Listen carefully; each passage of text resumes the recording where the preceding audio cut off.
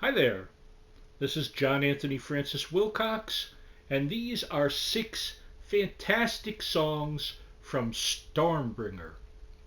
As always, you can find the links to these songs in the comments section below this head.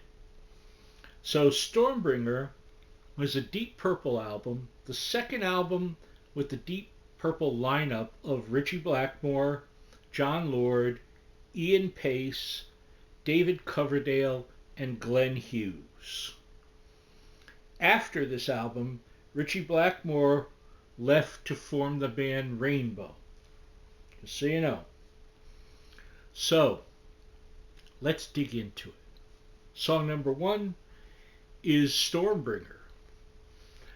A powerful way to open the album, has a great kind of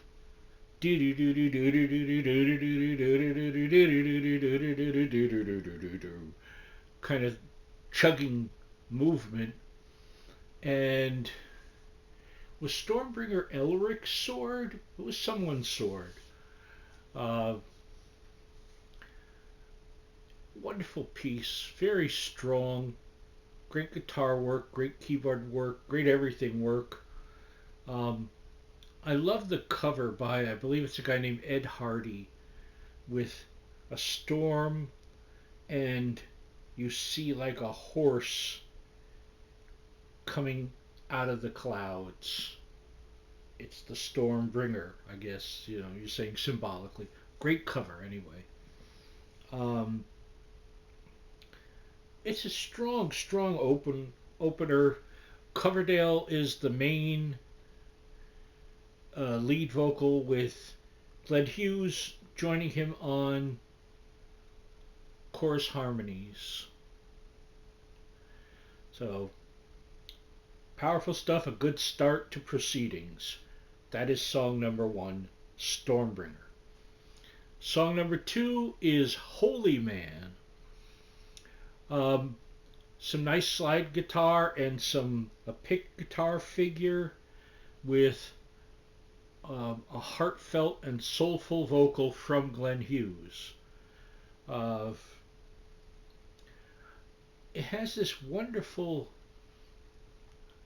it kind of weird to say timeless, because it's certainly contemporary for the time, 1974. But it has a few little, what I call little Stevie Wonder vocalisms. You could tell that that was a huge influence on Glenn Hughes. Something that I think that Blackmore wasn't too happy with. He didn't like the kind of injection of soul that this album had. It's one of the biggest reasons that he left. Um, but it's wonderful here. And it has, for Holy Man, it oddly enough does have almost a religious tone to it. But great playing by all once again. I mean, Deep Purple 1974, that's one strong unit. So that is song number two, Holy Man. Song number three is Hold On. Um, a split vocal. It will be like David Coverdale does a verse, and then there's a slightly different thing going on that Glenn Hughes does the vocal on. And it has, to me, a, almost a jazz thing, and it's infamous because I am told, that doesn't mean it's true, but I wouldn't put it past him, that this was the song that Ritchie Blackmore said he didn't like this song at all, so I'm only going to use my thumb to play the lead. And if he did that, that's one amazing thumb, because it's a hell of a lead. I know, I think on Holy Man, he just used a screwdriver. I mean, this is some fun stuff. But it's this wonderful syncopation with the bass and drums and the keyboard there. The guitar is there, and it does a beautiful lead, but it's not quite so prominent during, the regular verses. Um, but I listen to this song a ton. It's one of my highlights for the album for me. And it is song number 3, Hold On. Song number 4 is Lady Double Dealer. This, to me, in a way, is the closest they come on the album to a song that could have been on the album before, Burn. It's a really straight-on rock and roller about a nasty woman, as sung by David Coverdale. And some bits from Hughes as well. But it's a dynamite piece. Very heavy hitting, nice pace to it, great aggressive playing from everyone. Fantastic. Song number 4, Lady Double Dealer. Song number 5 is The Gypsy.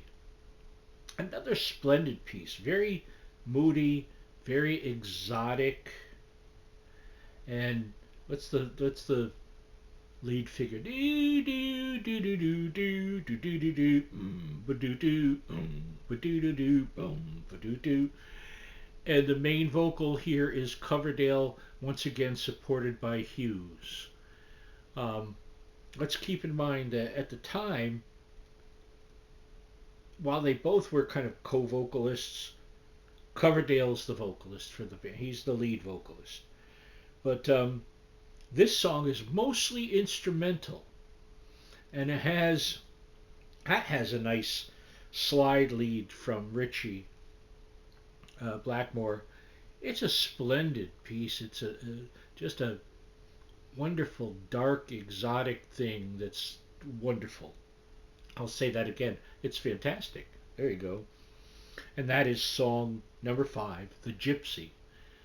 And we finish with song number 6, Soldier of Fortune. A beautiful, beautiful lament sung by Coverdale, mostly acoustic. Then the band joins in, beautiful support on it, and Coverdale sings the heck out of it, you know. The funny thing about this album is, again, Blackmore is not one of his favorite albums at all. And I think John Lord was kind of so-so on some of it. But let me tell you, it's a killer diller album. For those that complain, I don't get it. Maybe it's just not your thing, and that's fine. But they haven't lost a step. There's a slight change in direction. That's not a bad thing. You know, you want to not just be in one holding pattern. So this had a little more soul. Maybe, did it have funk? No, the next album did. After Richie, Come Taste the Band, which one of these days I'll do a 6 songs from that as well, because it's worth your while. But Soldier of Fortune, a song Richie clearly loves, because with his current band Blackmore's Night, I've seen them play it a bunch of times. They play it all the time, and it's slightly altered, but it keeps the spirit. It really does have that kind of folk feel to it, which was not a new thing for Deep Purple. If you go back to their album, The Book of Taliesin, definitely Anthem on there has that folk feel within it, within its classical stuff as well. You can see the folk in there. You can even see some of it in the, it's like psychedelic folk of Listen, Learn, Read on there. And some folk in the song April from their 3rd album, the final one with the original lineup.